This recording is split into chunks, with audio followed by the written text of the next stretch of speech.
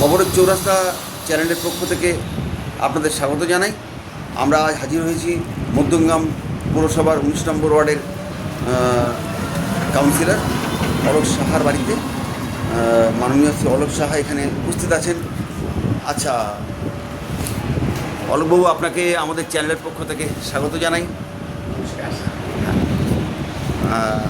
আজ আমরা যে উদ্যোগটা নিয়েছি সেটা হচ্ছে আমরা আপনার একটা সাক্ষাৎকার নিতে চাই যে আপনি তো দীর্ঘ 25 বছর এখানে বা 25 বছরের ঊর্ধ্বে আপনি এই অঞ্চলের কাউন্সিলর এবং আপনি এই অঞ্চলে অনেক ইতিবাচক কাজ করেছেন, মানুষের অনেক আশীর্বাদ কুড়িয়ে চলেছেন।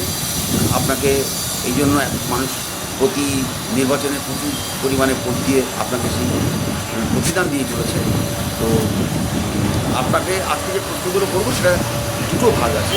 প্রথমত হচ্ছে যে আপনাদের রাজনৈতিক দল সিপিআইএম, দ্বিতীয়ত আপনার যে কাউন্সিলর হিসেবে আপনার জব, এই দুটো। তো প্রথমত যে প্রশ্নটা আপনাকে করবো সেটা হচ্ছে যে 15 বছর তৃণমূল শাসনকালে আপনাদের পার্টি ক্ষমতায় নেই, তারপরেও আপনাদের পার্টি তৃণমূলের মতো এরকম উবে যায়নি। অদ্ভুত ব্যাপার যে তৃণমূল কংগ্রেস একটা এমন দল যে দলটা একদম ক্ষমতাভিত্তিক দল বলে মনে হয়েছে, এখন মানুষের তাই মনে হচ্ছে যে ক্ষমতার বাইরে যেই চলে গেছে তারা একবার কর্পূরের মতো উবে গেছে। অথচ আপনাদের দল তৃণমূল আমল পার করে বিজেপি আমলে পড়েছে, এখনও পর্যন্ত চাঙা, একেবারে আন্দোলন, লড়াই আন্দোলন, সবসময় মাঠে রাস্তায় নেমে পড়েছে। আরেকটা খুব গুরুত্বপূর্ণ বিষয় সেটা হচ্ছে বিজেপি এমনই একটি দল যে দলটি তাদের আইটি সেল রীতিমতো পয়সা করি দিয়ে চালায়। আপনারা কোনো পয়সা করি খরচ করে আপনাদের আইটি সেল চালান না, অথচ বেশ কিছু অল্প বয়সী ছেলে মেয়ে তারা লাগাতার আপনাদের কাজকর্ম এই মানে আইটি সেলের মতোই প্যারালালি করে চলেছে এবং তারা বিপন্ন হচ্ছে, বিভিন্ন সময়ে তারা সরকারের দ্বারা আক্রান্ত হচ্ছে, পুলিশের দ্বারা আক্রান্ত হচ্ছে, তাও এই কাজগুলো করে চলেছে। এই জোর কোথা থেকে আসে? এই জোর মূলত মতাদর্শের উপর থেকে দাঁড়িয়ে আমাদের জোর আমরা পাই। আপনি অনেক রাজনৈতিক দল দেখবেন, সমস্ত রাজনৈতিক দল তাদের কোনো সত্য বৈজ্ঞানিক ভিত্তির ওপর দাঁড়িয়ে কোনো মতাদর্শ নিয়ে তারা রাজনীতি করে না। আমাদের রাজনীতি বৈজ্ঞানিক মতবাদের ওপর ভিত্তি করে, মার্ক্সবাদ, লেনিনবাদ, এই মতবাদকে সামনে রেখে আমরা কাজ করি। আমরা মনে করি আমাদের এই মতবাদের মধ্য দিয়ে আমাদের এই সমাজ ব্যবস্থা, খেটে খাওয়া মানুষ বা নাম রুটি খাওয়া মানুষ, সেই সমাজ ব্যবস্থা যেটা চলছে সেই সমাজের আমূল পরিবর্তন আমরা করতে পারবো। একটা নতুন সমাজ যেখানে ধনী দরিদ্রের বিলোপ হবে, এইরকম একটা সমাজ গড়ার জন্যই আমরা প্রচেষ্টা নিই। এটাই আমাদের শক্তি। সমাজ ব্যবস্থা সব কিছু নির্ভর করে না, মতবাদের সঠিক বেঠিক সেই বিষয়টাও নির্ভর করে না, কারণ সমাজ ব্যবস্থা যুগের পর যুগ চলতে থাকবে, শত শত বছর ধরে চলতে থাকবে। পরিবর্তন হতেই হবে। মানুষ, গরিব মানুষ, খেটে খাওয়া মানুষ, তাদের রাজ কায়েম হবে, এটাই হচ্ছে কথা। সাময়িকভাবে আমরা কিছুটা পিছিয়ে আছি বটে, কিন্তু এর পেছানোটা আবার আমরা এগিয়ে যাব। আচ্ছা, আপনারা যে প্রতিনিয়ত বলেন যে বিজেপির মূল শত্রু হচ্ছে বামপন্থীরা, এই কথাটা বলার পিছনে কারণ কি? কেননা ওরা তো এ পর্যন্ত দেখা গেছে যে তৃণমূলকে হারিয়েছে লড়াই করে, তাহলে আপনারাই কেন নিজেদেরকে তাদের শত্রু বলে মনে করেন? দেখুন, বিজেপির মূল শত্রু কমিউনিস্টরা যেমন, বিজেপির মূল শত্রু মুসলিমরাও একইভাবে। তা আমরা ধর্মের ওপর ভিত্তি করে এইসব একদমই বিশ্বাস করি না, শত্রু মিত্র। আর আমাদেরকে শত্রু বলছে এই কারণে, ওই যে বললাম মতাদর্শ, ওরা তো ইতিহাসকে পেছন দিকে নিয়ে যেতে চায়, ধর্মকে কেন্দ্র আঁকড়ে ধরে ওরা রাষ্ট্র ক্ষমতা দখল করতে চায়। আর আমরা সত্যি কথাগুলো বলি, বিজ্ঞানের উপর ভিত্তি করে আমরা কথাগুলো বলি। তা সেইখানে ওদের সাথে আমাদের, ওরা জানে যে এরা হচ্ছে একদম বিজ্ঞানের উপর ভিত্তি করে একটা গঠিত রাজনৈতিক দল, মতবাদ দর্শনের উপর ভিত্তি করে গঠিত একটা রাজনৈতিক দল, এরা সত্যি কথাগুলোই বলবে। ফলে সত্যি বললে ওদের অসুবিধা, যারা সত্যি বলবে তাদের অসুবিধা, তাদের ওরা মনে করে যে তাহলে সত্যি বলে দিলে, সত্যিটা যদি মানুষকে ধরিয়ে দেওয়া হয় তাহলে পরে মানুষ, তাহলে ওদের ওই মিথ্যা মানুষ, সেই মিথ্যার মানুষকে মেনে নেবে না। সেই জন্য কমিউনিস্টদের ওরা ঘৃণা করে, ওরা কমিউনিস্টদের শত্রু মনে করে। আমরা মনে করি, আমাদের জ্যোতিবাবু বলে গিয়েছিলেন, বিজেপি একটা অসভ্য বর্বরের দল। এটা আমরা প্রত্যেকটা ক্ষেত্রে দেখতে পাচ্ছি, আমাদের যিনি মুখ্যমন্ত্রী হয়েছেন তিনি কি ভাষায় কথা বলছেন, একটা সাম্প্রদায়িক বা মেরুকরণ করবার চেষ্টা করছে। যিনি সংবিধানের শপথ নিয়ে মুখ্যমন্ত্রী হয়েছেন তিনি প্রকাশ্যে বিভিন্ন রকম কথা বলছেন, মুসলিম সমাজকে কিভাবে আক্রমণ করছেন। আর আমাদের দিল্লিতে দেখছি যে অনেক কিছু মোদির পুজো করবে বলছে, যে মোদি কিনার দেশের সম্পদটাকেই কিছু মানে পেটোয়া পুঁজিপতিদের কাছে তার সমস্ত রাষ্ট্রায়ত্ত সম্পদ, যা স্বাধীনতার পর থেকে ধাপে ধাপে তৈরি হয়েছে, আমাদের ইমারত, দেশের ইমারত বিক্রি করে দেওয়া হচ্ছে, আমাদের দেশের সোনা বিক্রি করে দেওয়া হচ্ছে, আমাদের দেশের কল কারখানা, বন্দর সমস্ত কিছু বিক্রি করে দেওয়া হচ্ছে, রেল, ব্যাংক, বিমা সব কিছু বিক্রি করে দেওয়া, কিছু মানুষকে ব্যবসার সুযোগ করে দেওয়া হচ্ছে।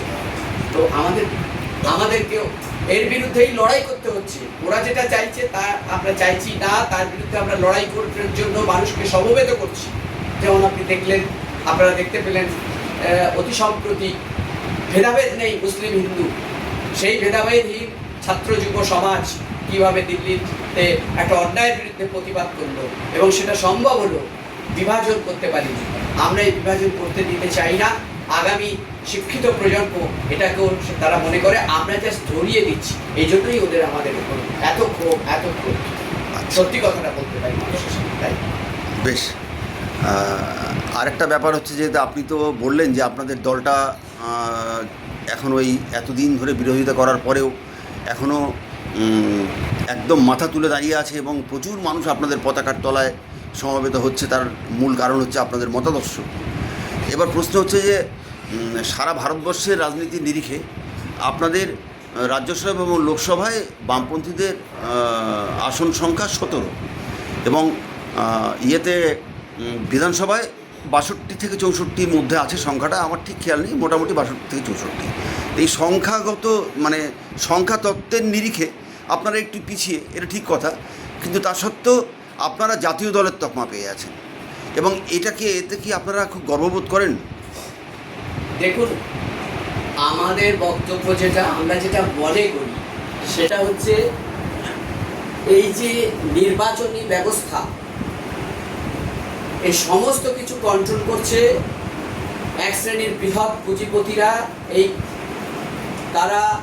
যারা তাদেরকে ব্যবসা করার সুযোগ করে দিচ্ছে, দেশকে লুটের সুযোগ করে দিচ্ছে। তারা সমস্ত প্রচার মাধ্যমগুলো তারা কিনে নিচ্ছে। ধরুন, আমাদের দেশে যতগুলো প্রচার মাধ্যম আছে, ইলেকট্রনিক্স মিডিয়া বলুন, প্রিন্ট মিডিয়া বলুন, তার অধিকাংশই এই যে বললাম, যারা আমাদের সম্পদগুলো কিনে নিচ্ছে, ফুলে ফেপে উঠছে, তারাই কিনে নিচ্ছে। তাহলে তাদের প্রচার মাধ্যম, তারা সেই প্রচার মাধ্যম বামপন্থীদের হয়ে কথা বলে না, মানুষকে ভুল বোঝায়।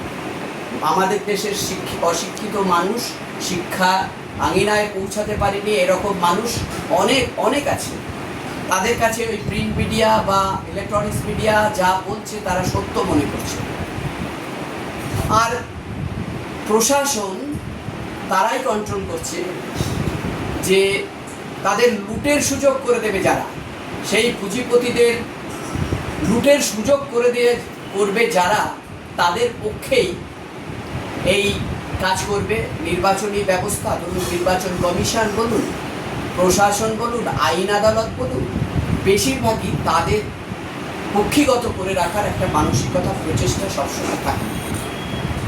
মূলত প্রচার মাধ্যম আমাদেরকে ব্যাপকভাবে আক্রান্ত করছে।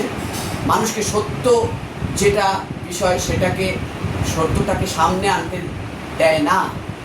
এই জন্যই আমাদের সাধারণ মানুষের কাছে আমরা কিছুটা গরিব ভোটার, আপনি একটু উদাহরণ দেখুন না, যে গরিব ভোটার রেলের জমিতে বসে কোনো রকম পেট চালাচ্ছে, তাদেরকে ভোট দিয়েছে, আবার তাদেরকেই উচ্ছেদ করছে।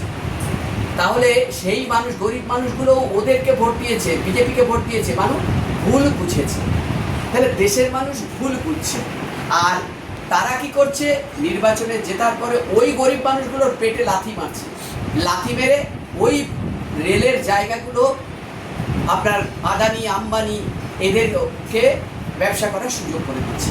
তাহলে এখানে বুঝতে হবে যে মানুষকে ভুল বোঝানোর জন্য ব্যবস্থা আমাদের দেশ জুড়ে ওদের পক্ষে কাজ করার মতো ব্যবস্থা রয়েছে। এই জন্যেই আমরা মানুষকে সবটাই বোঝাতে পারি না, আমাদের অনেক ক্ষমতার সীমাবদ্ধতা আছে, আমাদের সেই কারণে আমাদের মানুষের কাছে পৌঁছাতে পারি না, প্রচার মাধ্যম নেই, যা কর্মী আছে তাদের মধ্য দিয়েই আমরা মানুষকে প্রচার করার চেষ্টা করি। এবং কিছু মানুষ যারা আধুনিকভাবে শিক্ষিত কিছু মানুষ হচ্ছে, তারা বাস্তব অবস্থাটা বুঝতে পারছে যে কোন জায়গায় আমাদের সমাজকে নিয়ে যাওয়া হচ্ছে, আমাদের আগামী প্রজন্মকে নিয়ে যাওয়া হচ্ছে, আমাদের সন্তান সন্ততিদের নিয়ে যাওয়া হচ্ছে, কি কঠিন অবস্থার মধ্যে দিয়ে তারা বাস্তবে মাটিতে দাঁড়িয়ে কিছু বুঝতে পারছে বটে, কিন্তু নির্বাচনের সময় অনেক কিছুর পরিপ্রেক্ষিত নির্ভর করে নির্বাচনে জয় করা যায়। সেখানে আমরা কিছুটা পিছিয়ে আছি, কিন্তু পিছিয়ে থাকাটাই বড় কথা আমরা মনে করি না। কারণ 1 হোক আর 100 হোক সংখ্যা, মানুষের লড়াইয়ের ময়দানে কিন্তু বামপন্থীরা সামনের সারিতে আছে। কি পেপার লিকের বিরুদ্ধে আছে, এই নিট পেপার লিকের বিরুদ্ধে আছে, কি ছাত্র যুবদের আন্দোলনের পক্ষে আছে, কি কৃষকদের আন্দোলন, ওই যে কৃষক দুর্বার আন্দোলন দেশ জুড়ে করছে, সামনের সারিতে বামপন্থীরা আছে। আপনার শ্রমিক আন্দোলন হচ্ছে, সামনের সারিতে বামপন্থীরা আছে।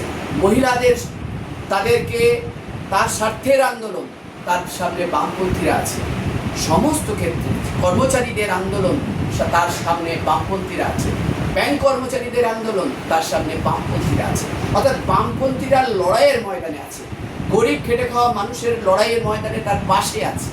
আমার সংসদে 2-5টা সিট বেশি হলে আমাদের ওখানে আমাদের বক্তব্য রাখতে পারতাম, এটা ঠিক, কিন্তু নেই বলে আমরা আমাদের আন্দোলন সংগ্রামকে আমরা পিছিয়ে নিয়ে যাচ্ছি না, পিছিয়ে নেই, আন্দোলন সংগ্রাম যথার্থভাবেই আছে। অতএব আমরা চেষ্টা করছি আমাদের সিট যাতে বাড়ে, কিন্তু কমিউনিস্ট পার্টির একমাত্র লক্ষ্য নির্বাচনী সংগ্রাম নয়। নির্বাচনী সংগ্রাম একটা আমাদের মাধ্যম, আমাদের পার্টিকে জনপ্রিয় করা, পার্টিকে এগিয়ে নিয়ে যাওয়ার একটা শর্ত নির্বাচনী সংগ্রাম, তাতে ভালো ফলাফল একটা শর্ত, কিন্তু ওটাই একমাত্র নয়। অন্য রাজনৈতিক দলগুলোর যেমন বিজেপি বলুন, তৃণমূল বলুন, নির্বাচন শেষ তো তৃণমূল শেষ, এইরকম আমাদের অবস্থান নয়। 15 বছর আমরা আরও বেশি আমাদের সদস্য সংগঠিত হয়েছে, আরও বেশি মানুষ সমবেত হয়েছে, আরও বেশি দুর্বার আন্দোলন আমরা গরিব খেটে খাওয়া মানুষের জন্য করে চলেছি, আগামী দিনেও করব। মানে আপনি বলছেন যে যখন সরকারে থাকেননি সেই সময় আপনাদের সংগঠন আরও মজবুত হয়েছে? হ্যাঁ, আমাদের তো আরও দুর্বার আন্দোলন করতে হচ্ছে। আচ্ছা, একটা সরকারে নেই, আক্রমণ তীব্র, তার মধ্যে আন্দোলন করতে হচ্ছে। দেখুন আপনার নিটে ওই ককরোচ পার্টির সঙ্গেও আমাদের পার্টির সঙ্গে আমাদের ছাত্র যুবরা ঐক্যবদ্ধভাবে লড়াই করেছে, কীভাবে আক্রান্ত হয়েছে। আমাদের কঠিন, এটাই তো কঠিন লড়াই। আমাদের কলকাতাতে SFI লড়াই করলো, তাদের বিরুদ্ধে কি আক্রমণ চলল, কি তাদের সমস্ত ক্ষেত্রে নায়েক আলী, একজন বাচ্চা মেয়ে, তাকে ধর্ষণ করে খুন করা হয়েছে, তার জন্য লড়াই আন্দোলন করতে গেল, তাকে গুন্ডা দমন আইন ইত্যাদি বলে তাকে আটক করে রাখা হলো, 27টা কেস দেওয়া হলো। হ্যাঁ, শুনেছি খুব জনপ্রিয় গৃহশিক্ষক তিনি। হ্যাঁ, তাহলে এইটা আমাদের চলছে, এটার বিরুদ্ধে আমি কঠিন এই কারণে বলছি, শাসকের বিরুদ্ধে লড়াই, শাসকের চক্রাদানির বিরুদ্ধে লড়াই, শাসকের পুলিশি অত্যাচারের বিরুদ্ধে লড়াই আমাদের করতে হচ্ছে। আচ্ছা, এবার আমি একটু অন্য প্রসঙ্গে আসি, যে আমি এখানে দেখছি যে আপনার অনেক সম্মাননা এখানে জমা হয়ে আছে। আমি এগুলো দর্শকদের দেখাচ্ছি এক ঝলক। এখন বিষয়টা হচ্ছে যে আপনি তো বললেন যে আপনি 25 বছর, 25 আরও বেশি, প্রায় 30 বছর আপনি এই অঞ্চলের কাউন্সিলর, মানে এই ওয়ার্ডের নম্বর বদলেছে বিভিন্ন সময়ে, শুরুটা বোধহয় 4 নম্বর ছিল, হ্যাঁ, তারপর থেকে এখানে 19 পর্যন্ত এখন পাল্টে এখানে এসছে। মধ্যমগ্রাম পৌরসভা যখন আপনাদের বোর্ড ছিল সেই সময় আপনি বোধহয় সিএসসি মেম্বার ছিলেন একদম ছিলেন এবং সেই সময়কালে আপনি আপনার দায়িত্বে যে সমস্ত কাজগুলো করেছেন তার মধ্যে একটা গুরুত্বপূর্ণ কাজের কথা একটু বলবেন আমাদের। আমি যখন প্রথমে আমি সিআইসি মেম্বার হই, আমার দায়িত্ব ছিল কনজারভেন্সি। তো ওই সময়তে আমরা প্রথম বাড়ি থেকে ময়লা নিয়ে যাই কনজারভেন্সি ডিপার্টমেন্ট, এটা ঠিক আচ্ছা করবো। আচ্ছা সম্ভবত পশ্চিমবাংলার মধ্যে প্রথম। আচ্ছা কোনো ডাস্টবিন পাড়ায় থাকলো না, কোনো ভ্যাট পাড়াতে থাকলো। আচ্ছা, বাহ, বেশ এটাই প্রথম সিদ্ধান্ত বিরাট উদ্যোগ একটা। গ্রহণ করেছি। তো সেইটা কার্যকরী হয়েছে। হ্যাঁ, মাথা আমরা চিন্তা করেছি, আমরা ভেবে আমাদের বোর্ড অফ কাউন্সিলার্সে ফেলেছি, আমরা নিজেরা আলোচনা করেছি আমাদের দলগতভাবে, ফেলে সেখানে সম্মত হয়ে আমরা বোর্ড অফ কাউন্সিলার্সে ফেলেছি। সেখানে সম্মত হওয়ার পর আমরা এটা কার্যে রূপায়িত করেছি। আজকে তো সারা দেশ জুড়ে এই পদ্ধতি চলছে। ঠিক, এইটা একটা বড় ব্যাপার। তার সঙ্গে মধ্যমগ্রামে ডাম্পিং গ্রাউন্ড ছিল না, সেই ডাম্পিং গ্রাউন্ড ক্রয় করা কেনা হয়েছে। এখানে মাল একটা সমস্ত মাল নিয়ে সেখানে ফেলা হয়। এটা একটা কনজারভেন্সি ডিপার্টমেন্টের বড় সাফল্য সেই সময় ছিল। এই একটা ঠিক, কাজের কথাই বলবো, আরও অনেক আছে, আমি সরকার বারাক্রান্ত। বেশ ঠিক আছে। এই আপনি যে সময়ের কথা বলছেন ওই সময় 94 93-তে আমি কাউন্সিলর অ্যাডহক হ্যাঁ। কমিটি, 94-এ প্রথম নির্বাচিত বোর্ড, সেখানে আমি কনজারভেন্সি ডিপার্টমেন্টের দায়িত্ব। তখন এইটা প্রথম আমি তখন আপনাদের পৌরপ্রধান কে ছিলেন? পৌরপ্রধান মিহির দাস। মীর দাশগুপ্ত ছিলেন। বেশ ঠিক আছে। এবারে কথা হচ্ছে আপনাদের যে ওয়ার্ড, আপনার যে ওয়ার্ডটা, যে ওয়ার্ডে আপনি এতদিন ধরে কাউন্সিলর, সেই ওয়ার্ডে আপনি যে সমস্ত কাজগুলো করেছেন, গুরুত্বপূর্ণ কাজ যেগুলো যথেষ্ট মানুষের আপনার সমর্থন পেয়েছে এবং ভালোবাসা পেয়েছেন যেগুলোর মাধ্যমে, সেই কাজগুলো যদি দু একটা নমুনা বলেন আপনি। দেখুন, আমি স্বপ্ন দেখতে ভালোবাসি। আচ্ছা, আমি যখন কাউন্সিলর ছিলাম, তার আগে যখন সাধারণ একজন যুবক ছিলাম, তখন আমি মনে মনে ভাবতাম যে আমার অঞ্চলটা আরও কী করে, যখন কাউন্সিলর হয়ে গেলাম তখন ভাবা শুরু করলাম আরও কী করে সুন্দর, মানুষ উপকৃত, মানুষের ব্যবহারযোগ্য করে তোলা যাবে এই অঞ্চল।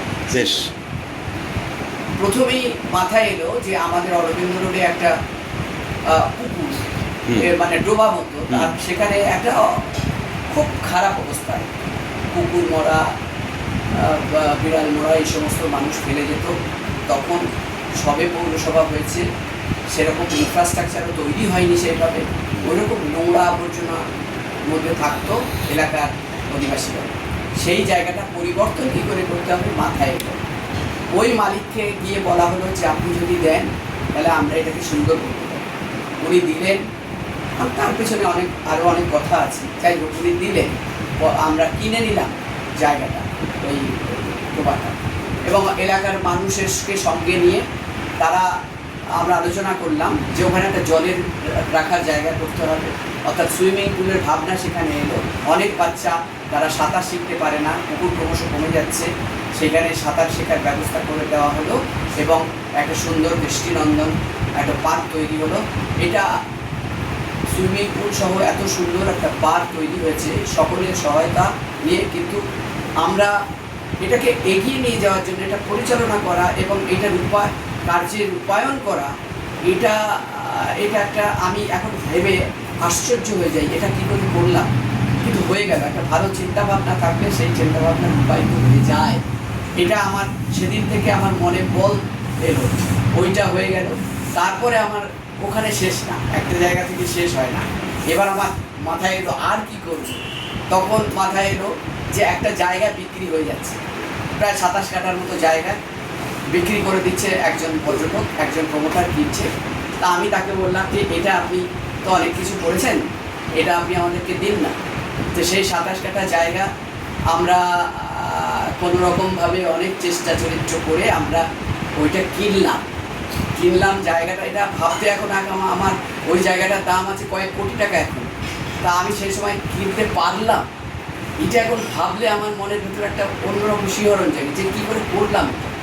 সেই জায়গাটা কিনে সহযোগিতা পৌর বোর্ড এবং পৌর প্রধান, সে সময়কার মিহির দাশগুপ্ত সহ পরবর্তীকালের যে পৌর প্রধান ছিলেন তিনিও আমাদেরকে হেল্প করেছেন।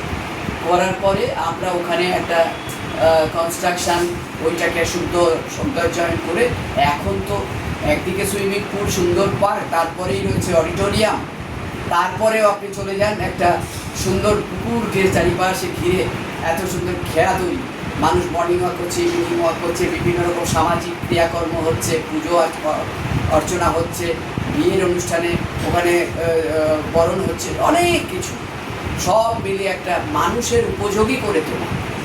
এইটা হলো এইটা খোয়াতরি করার সময় অনেক আক্রমণ আমাকে সইতে হয়েছে, তাহলেও আমি শক্ত মনে ছিলাম এবং সেই কাজটা করেছি।